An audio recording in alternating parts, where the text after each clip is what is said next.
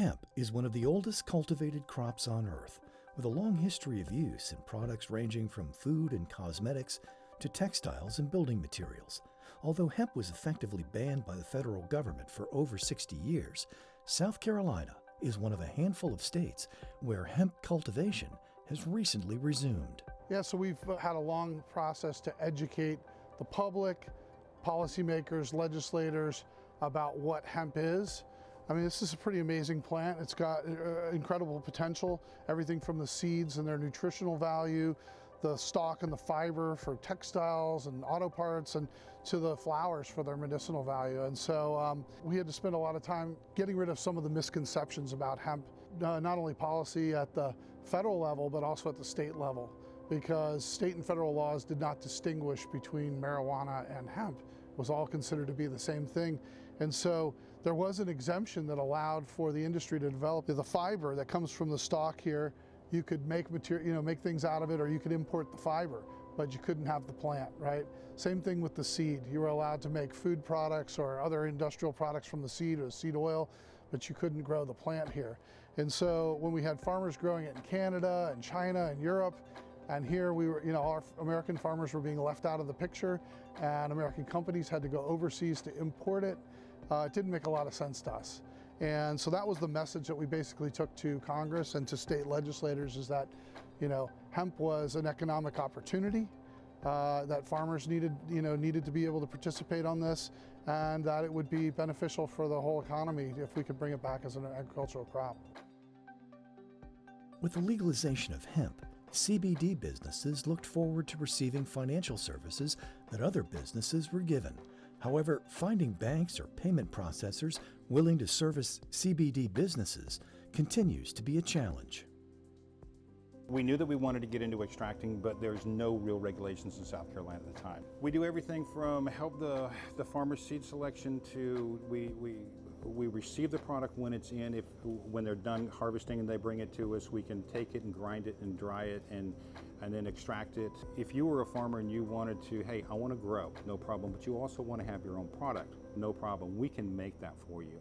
We want to make sure that one step at a time, we do everything very thorough, and we want you, the consumer, to know that when you come by here or when you read about us or when you see us, so we've done everything we possibly can to do the right thing. On the banking side of it, they didn't know, so credit card was no real problem as we got started, and then we got cut off. Bank and financial institutions, credit unions and so forth, are determining should they get into this market. Many of them are curious, but many of them don't want to do it because they don't have the proper tool sets to do this.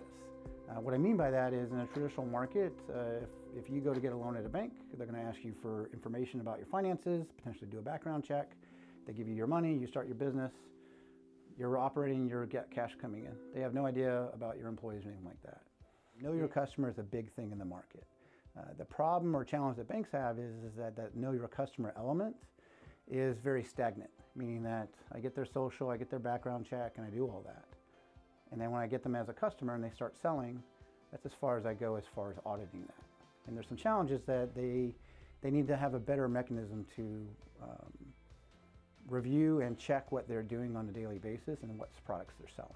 Problems in technology and compliance that plague the hemp, CBD, and cannabis industries have inspired a new wave of thinking among financial technology companies, with Solvent on the forefront of this wave. There's different technologies in the bank that serve for different purposes. Solvent's technology tries to make all of that really frictionless. Terra is the onboarding underwriting tool. Then we have this amazing tool called Ignis. We take that information and we can automate the sanction checks. We give all that information back, and then we package it in a way that put it in front of a compliance officer. All they have to do is look through it and say yes or no. Then we install Ventus, which is our payments technology, in the point of sale and in the terminal for the transactions.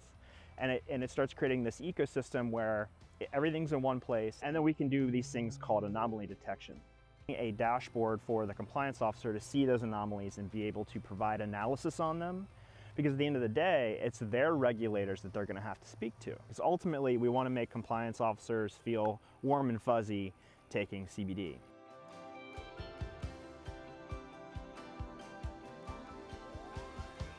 Solvent has come in and we're now up and running, and life is good again. I mean, when you take away credit card sales, That's 40 to 45% of your overall sales, and we were a little while there without having that, and that hurts on a business side. Solvent's come a long way to help us get where we are today.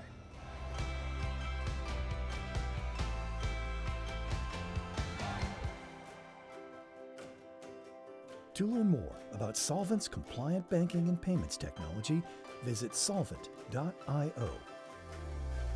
And check out votehemp.com to learn more about the hemp movement.